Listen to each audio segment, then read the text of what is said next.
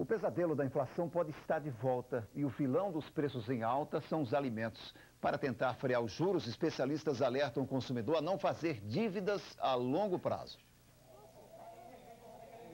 Da experiência de ter que manter a despensa abastecida, o consumidor já percebeu o aumento de preços. Principalmente os itens da cesta básica, é o que mais oscila, varia muito. De acordo com o Índice de Preços ao Consumidor, o IPCA, os preços em junho fecharam bem acima da expectativa de inflação, 0,93%. E em todo o semestre, os alimentos tiveram alta de preços de mais de 8%, o que para o consumidor também já começa a levar à necessidade de adaptações. Tem que diminuir alguma coisa, né? Tem que cortar ou trocar por outra coisa que venha dar no orçamento. Dos 15 itens que registraram maior alta, 14 foram gêneros alimentícios. Segundo os economistas, a sequência de alta nos preços tem sido mais visível sobre os alimentos, um item que não tem como ser cortado das despesas. De acordo com a Associação Brasileira de Supermercados, em maio, o custo de uma cesta com os 35 produtos mais consumidos chegou a R$ 246,67, mais de 14,5% a mais que em maio do ano passado e 2,73% que em abril. Para esta economista, os preços em alta são parte de uma conjuntura bem mais ampla. A gente não está com o preço da alimentação subindo porque a gente está entre safra, de forma nenhuma. A carne, por exemplo, a gente está em plena safra e, no entanto, ela está aumentando de preço. É realmente inflação. E na questão do transporte por conta do combustível, né? O barril do dólar voltou novamente a bater recorde mundial em $140. Então isso é preocupante porque a inflação agora ela não é momentânea, ela não é temporária, ela se instalou e ela não é uma inflação brasileira, é uma inflação mundial. Então está na hora de todos termos muito cuidado. Mesmo assim, ela diz que o consumidor pode dar sua parcela de contribuição. A primeira delas é tentar não se endividar, né? Porque taxas de juros estão aumentando. A segunda é realmente pesquisar, priorizar preço mais barato. Isso é importante, é o momento de fazer realmente, da gente estar priorizando o preço mais barato. E tentar fazer aquelas economias domésticas que a gente sempre está dando as dicas, né? De priorizar frutas de estação, evitar desperdício, recompor o perfil de consumo. Então, as crianças hoje têm uma infinidade de lanches, então a gente está cortando esses lanches, né? Tentando minimizar, substituir. Tem sim isso. E principalmente, tem muito cuidado, a gente daqui a pouquinho está entrando na época das liquidações de inverno. Então, evitar comprar e se comprar, só comprar o necessário. E o plano? As finanças da casa costumam ser motivos de discussão e até separação do casal. Quem gasta mais, quem controla mais o orçamento, o homem ou a mulher? Nossa equipe de reportagem foi conferir com alguns casais. Nos supermercados, alguns casais gostam de fazer compras juntos, mas nem sempre há um entendimento sobre o que e como comprar. Os homens garantem que as mulheres gastam mais. A mulher, acho que ela é mais uma compradora compulsiva. Homem não, homem calcula mais. Mas elas justificam os gastos. A mulher ela gasta com um todo, né? Ela se preocupa com detalhe de filho, coisa que o homem já não vê, esses detalhezinhos, detalhe de casa, detalhes, né? Decoração, e essa coisa o homem não vê, né? Com certeza a dona de casa, que é uma mulher sábia, tem que edificar a casa acima de todas as coisas, né? André e a mulher colocam tudo na ponta do lápis. Só depois de pesquisar entre supermercados, o casal faz as compras do mês. Assim, não há discussão e todos ficam satisfeitos. A gente percorre faz o primeiro percurso pesquisando e depois, de acordo com o roteiro, como tem a proximidade dos supermercados, a gente sai fazendo as compras, comparando e comprando. Rui e Nivalda conseguem planejar bem o orçamento doméstico sem brigas. A renda familiar, que não é alta, é entregue para a mulher administrar. E sem desconfiança. Aqui em casa tudo é conversado, desde a mais nova com a mais velha, que todo mundo sente e conversa e dá sua opinião. Quando há um investimento maior a ser feito, todos se reúnem para discutir a melhor forma de fazê-lo sem descontrole. Fundamental ver se vale a pena e, fundamentalmente, analisar o que é supérfluo e o que é necessário realmente. O que é que a gente precisa fazer de fato ou o que a gente pode deixar de fazer sem ter nenhum problema. Rui e Nivalda seguem exatamente o que orienta esta psicóloga. ter diálogo, já que homens e mulheres se comportam de formas diferentes na hora de gastar. Quando casa, não é mais a minha conta, sua conta, nossa conta. Então, se um gasta do lado e o outro gasta do outro, vai perder o controle dos gastos, né? E existe até casamentos que são desfeitos por conta disso, né? Por desorganização financeira. Olha aí o risco. A gente viu aí na reportagem como alguns casais se comportam quando o assunto é orçamento doméstico. Então, para ampliar esse debate, a gente juntou um outro casal e uma economista. A repórter Beatriz Azevedo conversa ao vivo com esse grupo. Vamos então falar com ela. Boa tarde, Beatriz. Como é que esse pessoal aí convive com essa questão renda familiar?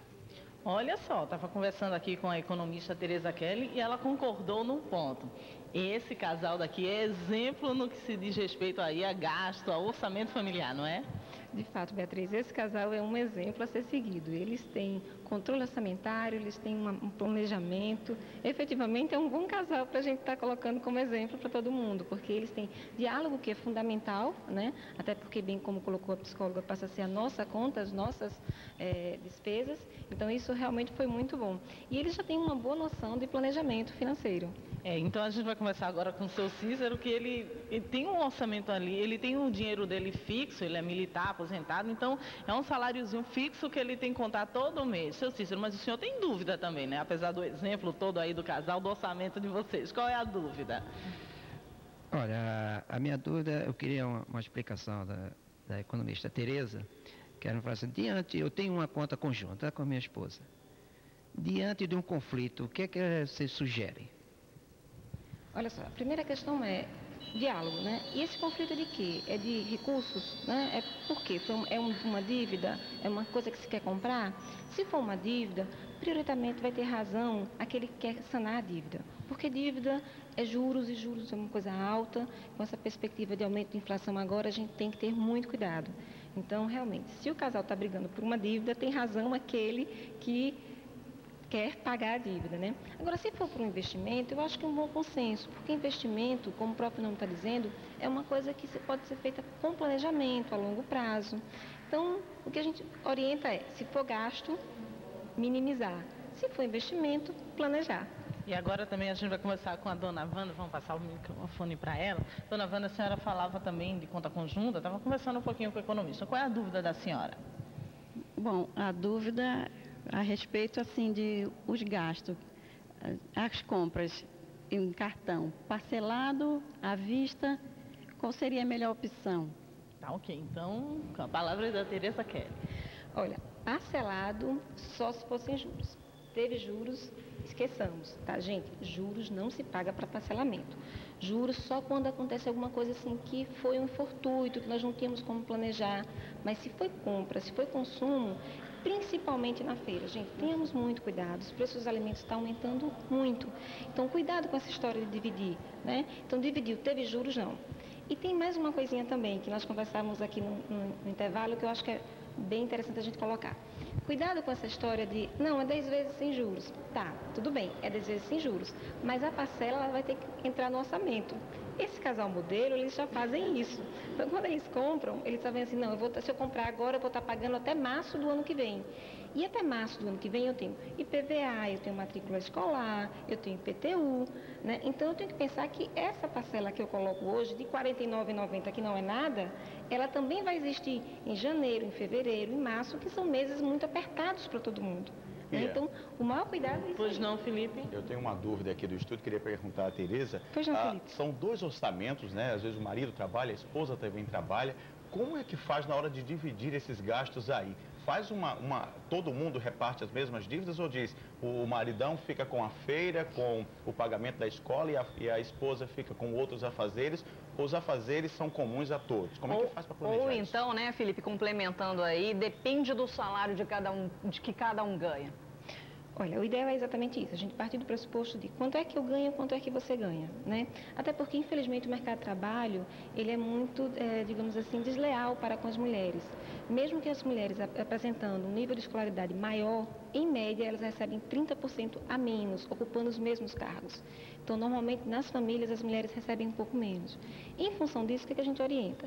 Que você faça divisão de responsabilidades. E aí sim é muito interessante, Felipe, porque a gente fica assim, olha, o homem fica com esses itens e a mulher fica com outros itens da despesa. Porque a atribuição de ter cuidado com a data, de fazer controle naquele item, fica com cada um. Então você minimiza muito assim de confrontos e é mais fácil você dialogar. Isso é uma boa alternativa. Olha que a Tereza Kelly deu uma opção que eu não tinha pensado ainda. Ela disse inclusive em abrir uma terceira conta. Como é que funciona isso? Nos casos assim muito complicados assim, que realmente seja um conflito, né, a questão da conta. Há uma alternativa que se pode tentar é abrir uma terceira conta, onde o casal coloca o dinheiro lá e aí um dos parceiros, né, que é aquele que é mais responsável, que tem um perfil de cuidar da data, de não atrasar, fica responsável por pagar a conta com aquele recurso daquela conta, né? Porque uma das coisas que a gente observa é que o homem normalmente esquece data de pagamento, né? Então, normalmente é mais fácil você centralizar em uma mulher pagando as contas. Eu tenho também uma outra dúvida, Bia, antes de passar aí para o casal convidado, Tereza. A gente tem aí um questionamento. Algumas pessoas, os homens gostam, por exemplo, de fazer academia, de jogar o futebol, de ir no barzinho tomar um chopp. A mulher gosta de ir no salão de beleza, tem os gastos com compra de sapato, bolsa, roupa. E às vezes o homem reclama e a mulher reclama também dos gastos do homem. Como é que a gente combina isso daí? Olha, o ideal é que a gente é justo, inclusive, que você tenha o seu orçamento pessoal. Então, o justo é que você defina, olha, você vai ter R$200, R$100, R$50, R$10, não importa o valor, mas que esse valor seja determinado. Você tem direito a X e eu tenho direito a X. E esse X a gente gasta com o que quiser. E aí eu vou chamar a atenção é que as mulheres, apesar de serem ditas como maiores gastadoras, né, é porque elas terminam comprando muita coisa para dentro de casa, né? Então, eletrodomésticos, utensílios domésticos, aquela questão da roupa de cama, mesa, banho, né? Isso entra como despesa da mulher e não é uma despesa de casa, né? Então, uma das dicas que a gente dá é isso, faça a divisão, diga, olha, você tem direito para gastar, seja com futebol, seja com shopping, com o que você quiser, o dinheiro é seu. E eu vou gastar, pode ser com academia, pode ser com flores, pode ser com perfume, com o que eu quiser e vai ser esse valor. Tá ok então. Então a gente volta ao estúdio com vocês. Obrigada, Beatriz, obrigada ao casal aí que participou e a Tereza Kelly. Vamos falar agora então de economia. Cada vez mais os consumidores têm que enfrentar o desafio de driblar a inflação e conseguir fazer aí o salário do mês render, fechar no azul. Será que é possível, Felipe? Só em junho, os produtos e serviços medidos aí pelo IPC, o Índice de Preços ao Consumidor, tiveram uma alta na média de 0,95%. E o que mais foi sentido foi no bolso, foi o aumento dos preços dos itens da cesta básica. Nos supermercados, a dona de casa pesquisa preços, analisa rótulos, mas não tem jeito. O carrinho está mais vazio. A inflação volta a incomodar os consumidores. Pelo que se tem de salário hoje, o aumento está muito aquém do que se ganha. A gente de classe média está sentindo já. Imagine quem não tem um poder aquisitivo maior. Todo mundo está sentindo já, a inflação já chegou. Agora resta tomar providência para que ela baixe agora, né? De acordo com a Secretaria Estadual de Planejamento, houve aumento no índice de preços ao consumidor de junho em comparação ao mês de maio. A maior alta foi dos alimentos, cerca de 1,21%. Hoje, os preços de produtos da cesta básica assustam consumidores. O arroz, por exemplo, foi o vilão da inflação este mês, seguido do pão francês, o tomate e a carne. Apenas 3 produtos tiveram baixa: a banana, a manteiga e o açúcar. Esta economista explica que a alta do barril de petróleo influencia no valor dos alimentos. O barril do petróleo ultrapassou a casa dos $145. Então, isso é um fator muito importante. Por quê? Porque aumenta todo o custo de produção. Não só a produção em si, mas também o transporte para que chegue o produto até o consumidor. Então, realmente, nós estamos vivenciando um período inflacionário. E é bom que se chame a atenção. É necessário ter muito cuidado e agora por diante. Mônica e Marcelo nunca tiveram a despensa tão vazia. Eles tentam encontrar alternativas para driblar a inflação. Agora, eles substituem alimentos caros, como a carne, pelo empanado de frango. Carne com osso, que era uma coisa que o pobre consumia, já não pode consumir muito, porque aumentou bastante. O que vocês estão fazendo assim em casa para driblar essa inflação? Franguinho, às vezes, comprar 1 quilo mesmo, carne com osso para comer naquele dia mesmo. E vai substituindo. A gente vai ter que emagrecer sem querer. Enfrenta ainda de bom humor, né, Felipe? Tem que ter bom humor, pesquisar sempre, substituir marcas para ver se consegue aí levar o salário até o final do mês. Procurar no supermercado o diazinho que tem promoção da verdura, do arroz. Pesquisar nos folhetinhos que chegam em casa, enfim, vale a pena pesquisar. Exercício.